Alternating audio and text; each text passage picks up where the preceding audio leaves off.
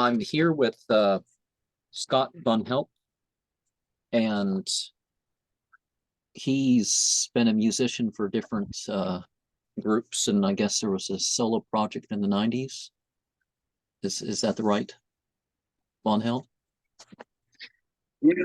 Yeah, I've done all kinds of stuff. I started out as a solo artist and then got into some local bands in the Ohio music scene.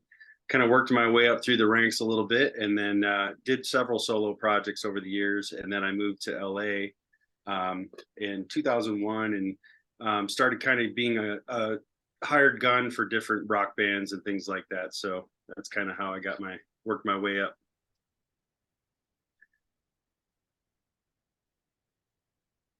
What do you think is the purpose of life?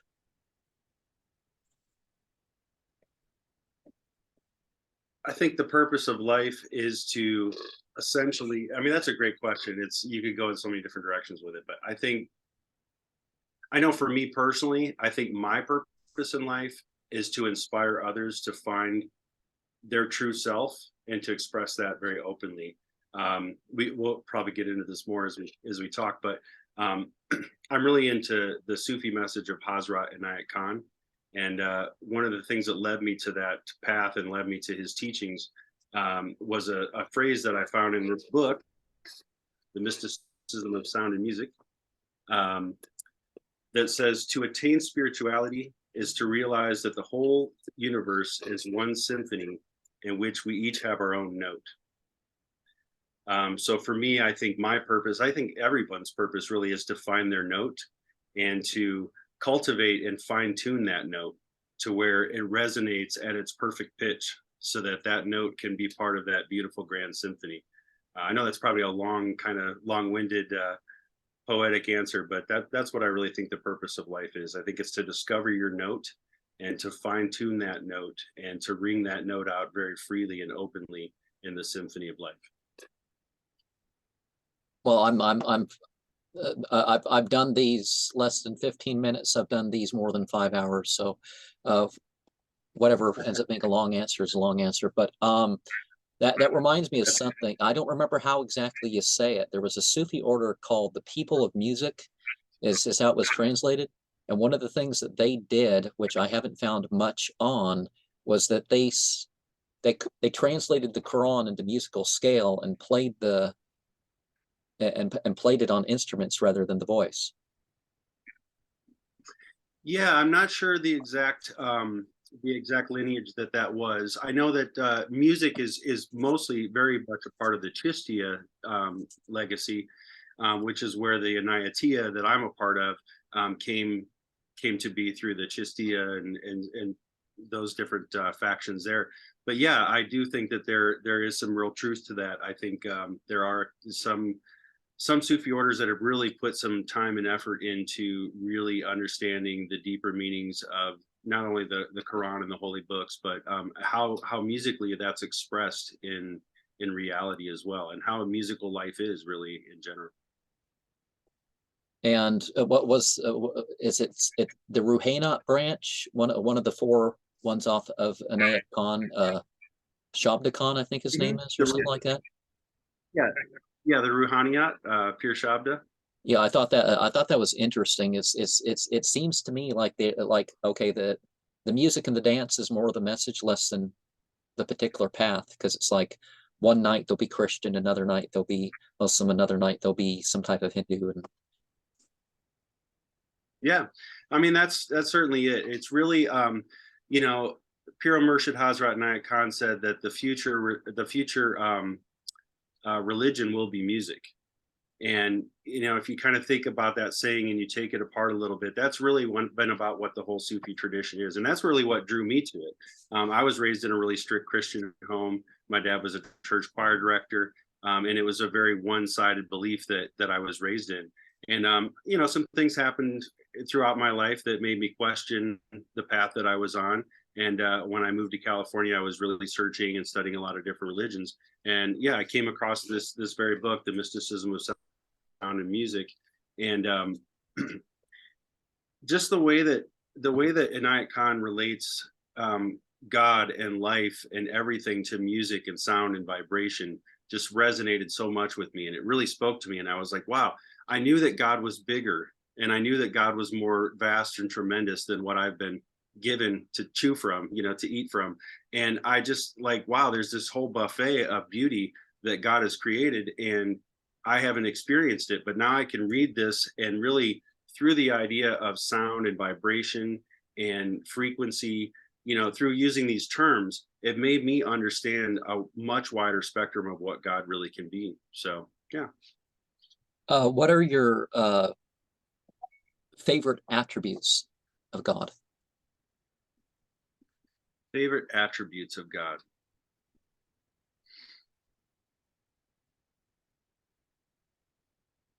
I guess one of the first ones that comes to mind is the Redeemer. Um, we, and I don't mean that in the traditional sense of, um, asking for forgiveness and being redeemed or that kind of thing. Um, I feel like God just gives a constant renewal. Every breath is an opportunity to create something new. So every breath is an absolute new birth. It's a new moment. And with each out breath, you're giving something new to the world. And with each in breath, it's just coming in and connecting back to that source. And when you really consciously work with your breath over time, that becomes a reality in your daily life.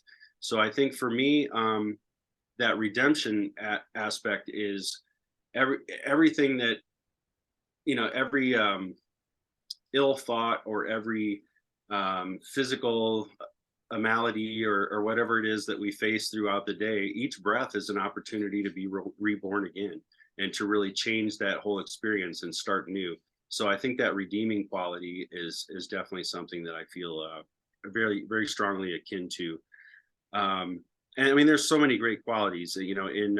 In Islam, there are, as you probably know, the 99 names of God, and in Sufism, we do a lot of what we call the wazif or wazifa, which are these sacred names that we chant.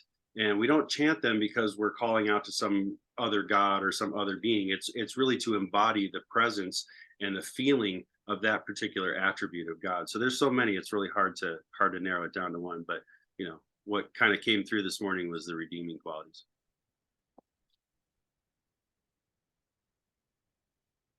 Is there anything, what do you believe happened before birth? Well, I think before birth, I think, it's a paradox really, because all there really is one thing, which is God. Pure consciousness, pure light, pure energy, pure love, however people see it, whether they see God as a deity or an entity or an energy or a force.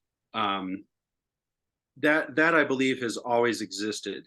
And I believe that the frequencies and the energy of that force that is God, it is pretty much what is there before birth. In terms of us, I think we're all part of the whole, but like I said, we all have our own individual note.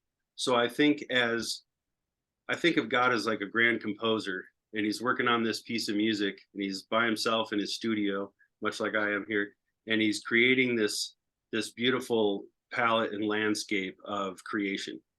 And in the process of that, he realizes, this is all beautiful stuff that I'm creating here, but who's going to enjoy it? How do I experience it?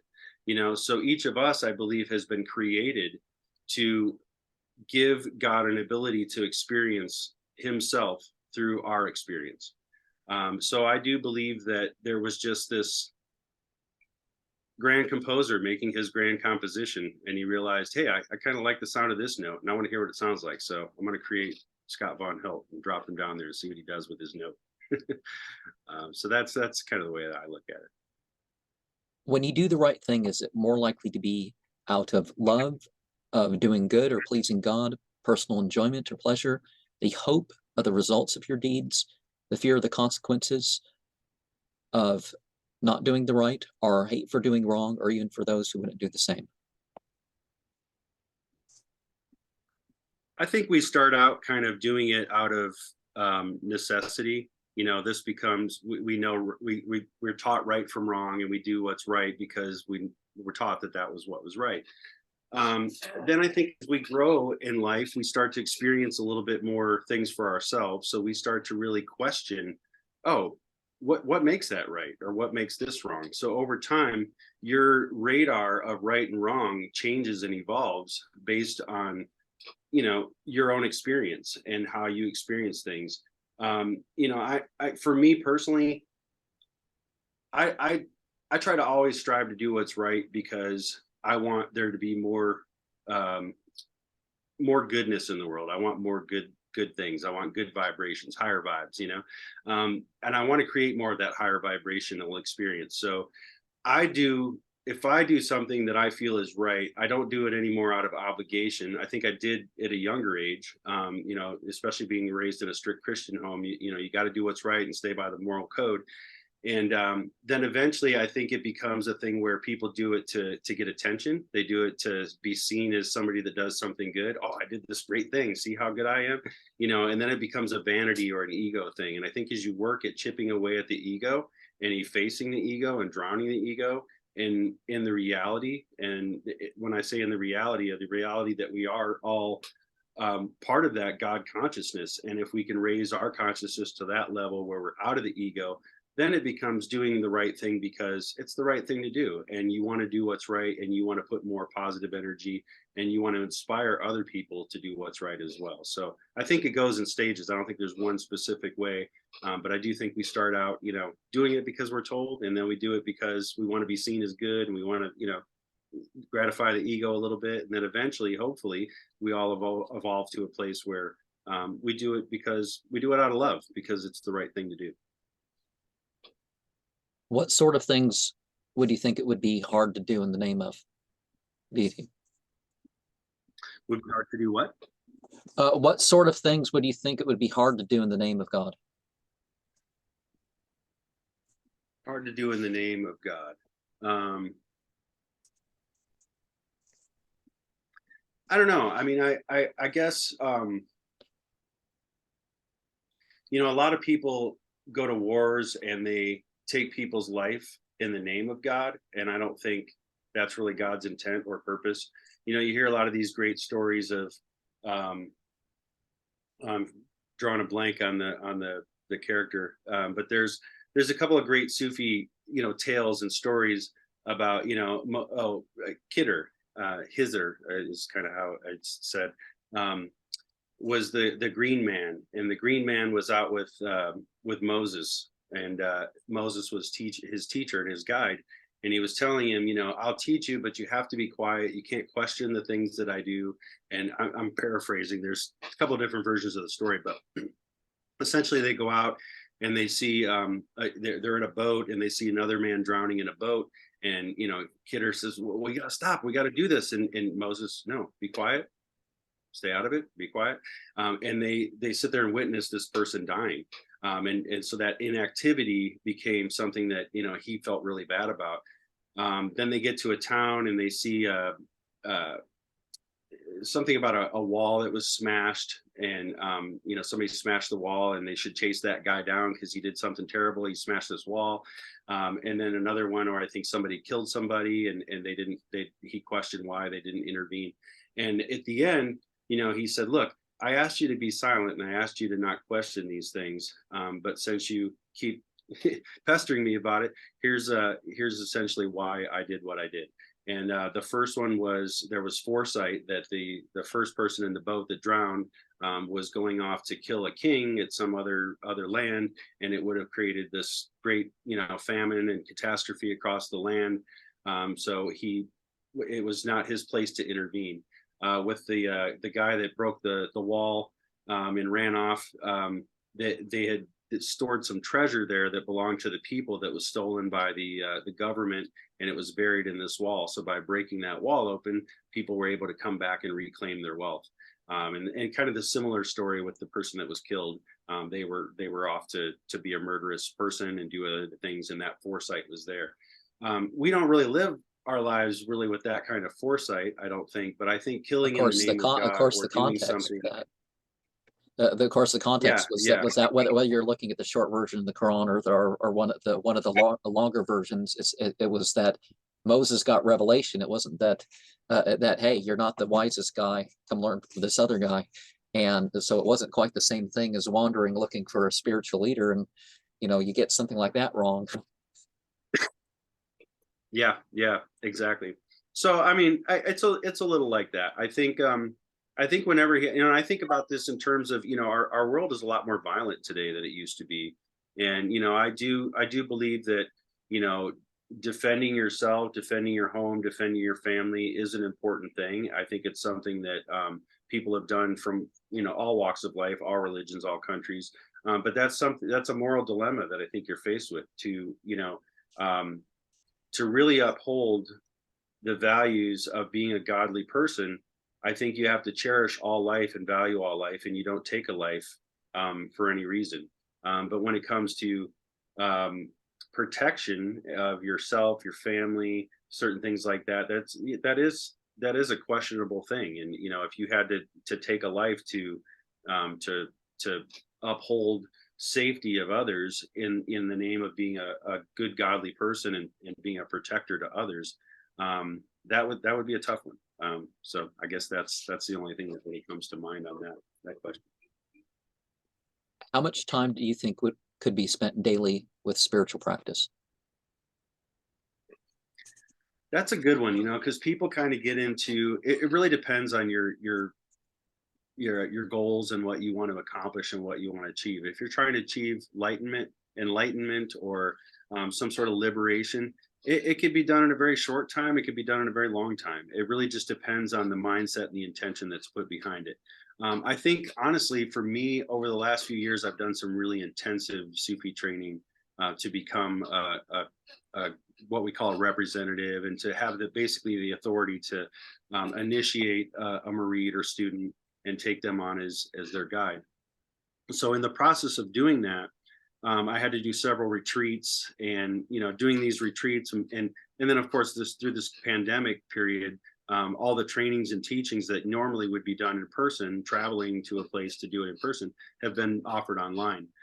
So I've found over this last couple of years that I can cram a lot more practice into a day than I think I can. And you make excuses. Oh, I only have 10 minutes, 15 minutes. I got to go to work. I got to drop my daughter off school. I got to go here. I got to go there. I got band practice. There are all these different things that can take away. But when you really sit back and look at what it takes to get through some certain practices in these trainings, then you start to realize, oh, I can pack a lot more into one day. So I think realistically, if it's dedicated practice, that it's all you're doing is sitting in meditation or sitting in prayer or doing zikr or some practice like that, then certainly there's a allotted time prescribed for that. But I think if you can make your whole life a meditation, or your whole life a prayer, or as I said, really being conscious of the breath, where as many breaths as you can be conscious of, oh yeah, there's that renewal happening in my life right now, and God is flowing through and out. Then life becomes a meditation, and the more you experience that, you'll start to realize in those moments that are difficult, and those moments that you are not in tune with, that become much more noticeable. And then you're like, man, I really could have reacted to that better. I don't know why I wasn't in that state, but I'm going to remember next time to be in a better state. And a really great example is, just real quickly, my family was coming back from Arizona recently, and we hit a big, huge metal cinder block or something that was in the middle of the road, and it blew two holes in the bottom of my car, and we had to get off the side of the road and wait for a tow truck and everything. And I handled it pretty well, but I was like, I was definitely frustrated about it, upset, a little angry that it happened. Just, man, what's this going to cost me? And start getting all the people speak, mind speak stuff that starts coming in.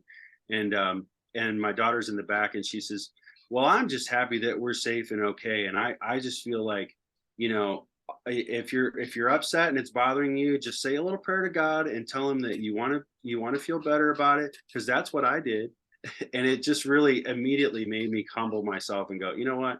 I'm making a much bigger deal about this than I am. If she can have that perspective, then I can too. So it's just a constant remembering, it's a remembrance. And that's really what this path is. It's a path of remembrance, remembering our true nature, our true qualities, our higher self, our real consciousness, our connection to God, and that we're not separate. So, Is uh, is any of this done differently in terms of particular times of day or night or week or month or year or stage of life? Or yeah, there's definitely, and it's a great question, because there really are. There are different practices that are meant for you at different times, and they're different modalities and different ways of looking at it. And this is just a small example, not related to practice per se, but it's a good analogy.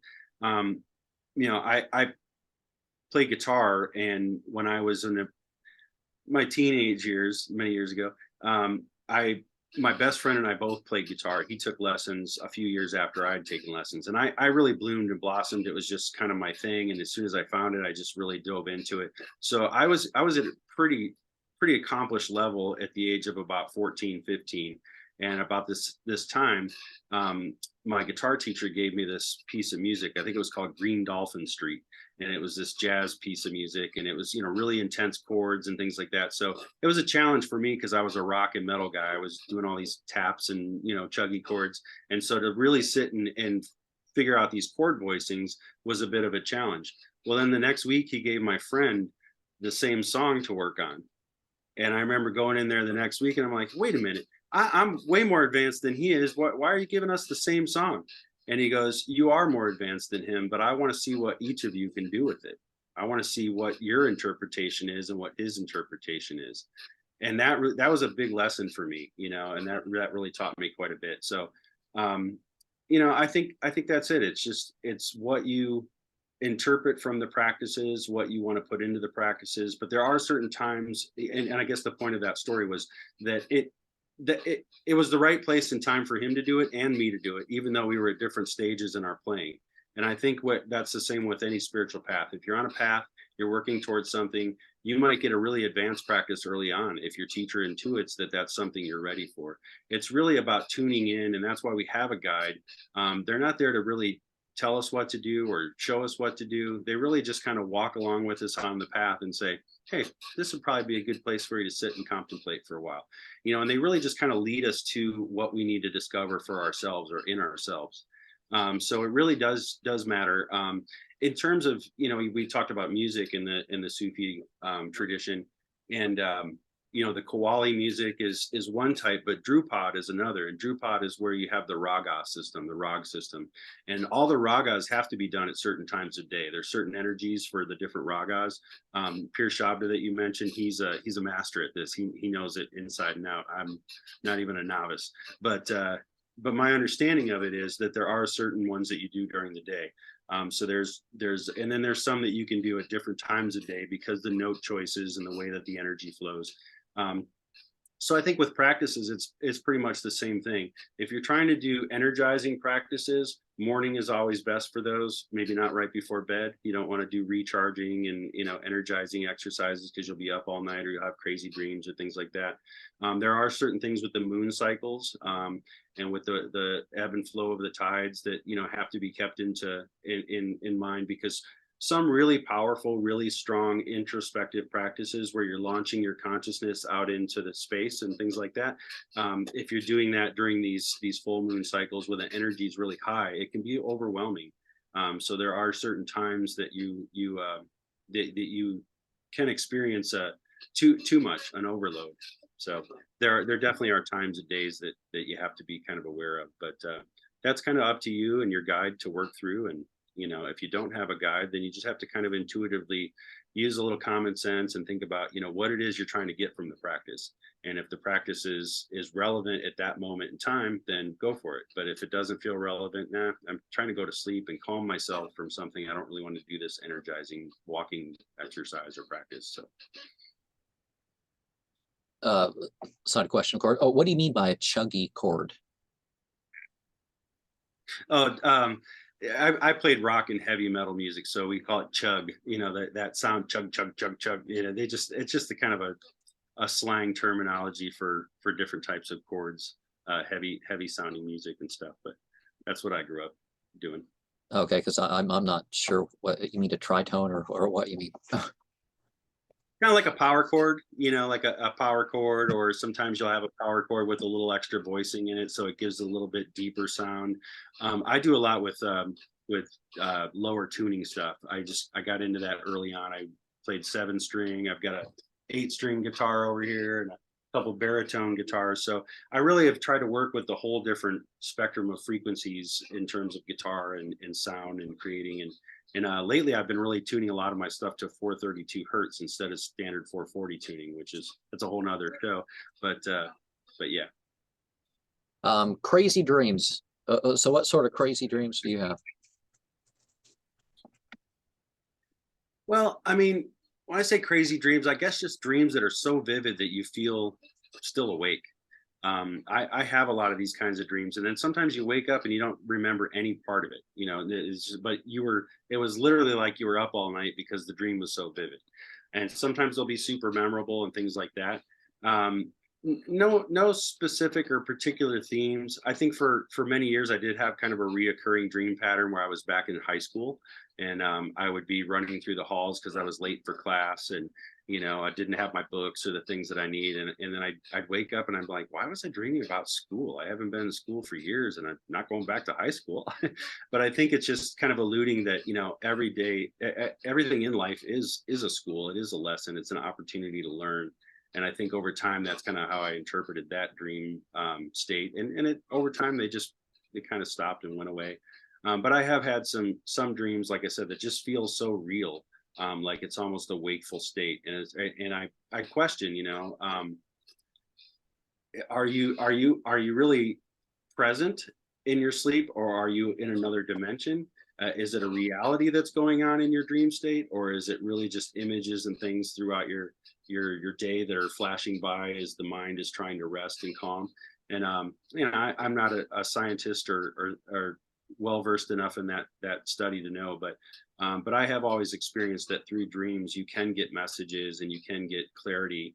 As I get older, I start to wonder if you're really just stepping into another dimension where you're leaving your body over here to rest while you're on this other plane having a whole new experience. And when you look at quantum physics and the fact that there's multi layers and multi dimensions going on at one time in the same space, it's quite possible.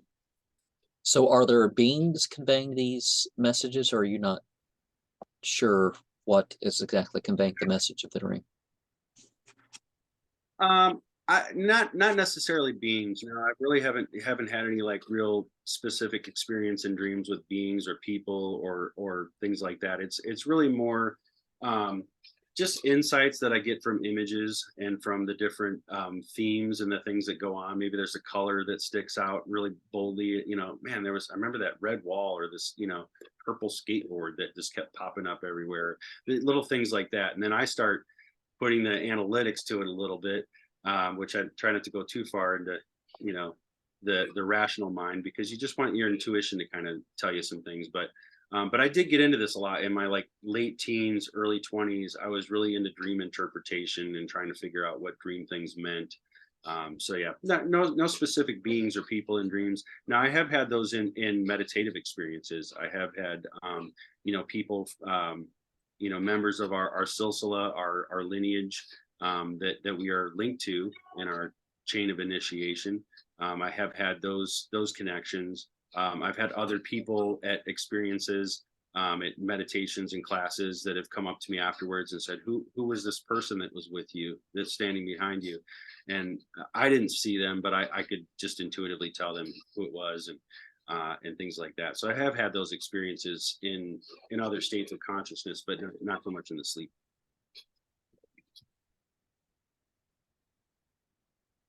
Okay. So it's 10-minute limit for me. Have you experienced prophecy? Have I experienced what? Prophecy. Prophecy. I have. Not in a very deep way, but in subtle ways. And if you're really tuned in and you're attentive, I think everybody could tap into a prophetic gift. I had some friends in high school that used to tell me I was psychic, and I had a psychic one time in my 20s tell me, I was psychic. I've never really had those types of psychic experiences in that way of seeing the future or foretelling things. But in terms of prophetic vision, I've definitely had that experience before. I think one of my most notable, I was probably about 9 or 10, and I was really good friends with the neighbor kid down the street, and I had a really vivid dream one night that his mom passed away, and so much that I woke up that morning crying, and I was so convinced that she had passed away. And my mom's like, "No, let's call them and make sure she's okay." And we called, and she was fine. Um, and they had recently moved away. They lived really like right behind my grandfather's house, which was 2 doors over from us. So super close neighbor friends. They had recently moved, and 2 days after I had called about this dream, their middle son died in a car accident. And I just felt like it wasn't an exact vision of what happened, but it was so close, and it was just so intense for me, especially at that age, that's when I started kind of opening up to the idea that, we can get vision of what may come. And I think just being in tune with what's going on, not being, in our present age and things like that, we're bombarded with so much information from our devices to the news to friends and social media, all these different things. And I think if you can unplug from all that a little bit, and you can just kind of tune in to the vibration and the energy that's around us, sometimes you can get more insight than you're getting from the information. And then that can help you take that information and disseminate it a little bit better and make a little bit more of a judgment for yourself of what it means, rather than taking somebody else's word for it. So Another sense of that is like, I saw this stuff, this guy from that worked with the UN at some point, and that he used his position in the UN to help himself distribute some stuff. But he at one point had picked up a book of scripture, and then after that repeatedly, and it was like he was experiencing like prophecy was literally being fulfilled before him, like it was directly addressing him. Of course, I think if people try towards it, more people would be open to that sort of experience, rather than it being particularly, oh, I had this really great experience, now people have to follow me, sort of thing. But no,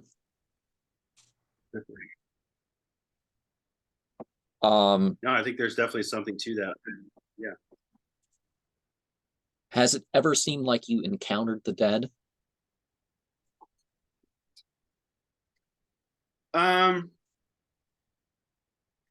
Yes. Well, that's I'd say we say the dead. I would say I've encountered um, souls that have transitioned out of their body. That I've definitely experienced.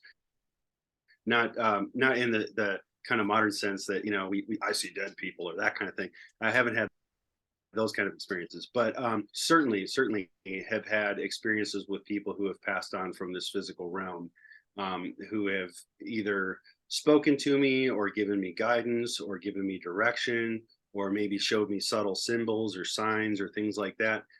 Maybe I was just in prayerful meditation one day asking for something, and then I'd get a sign, or I'd see something, or see a particular bird that would tie to a certain entity that would give me an understanding. Wow, that was really a message from this person. So I have had that experience. Yeah.